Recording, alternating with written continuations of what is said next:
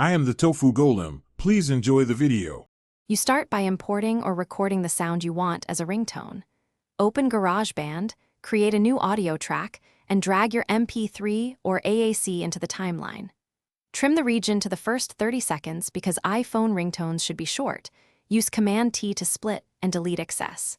Adjust the track volume and normalize if needed so it won't be too loud or too quiet on the phone. Once done, set cycle region to loop the exact segment you want to export.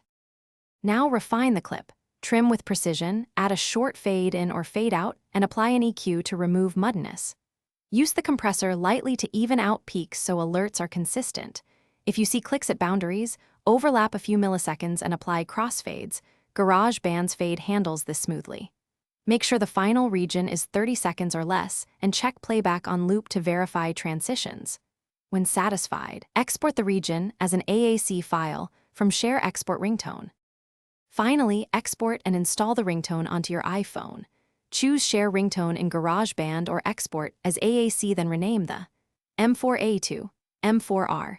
Connect your iPhone, open Finder or iTunes, and drag the M4R into the Tones section to sync. If using iCloud Music Library, turn it off temporarily.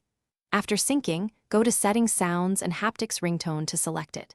If it doesn't appear, restart the phone. Confirm the file is under 30 seconds and has the M4R extension. Thanks for watching. Consider subscribing if we helped you today.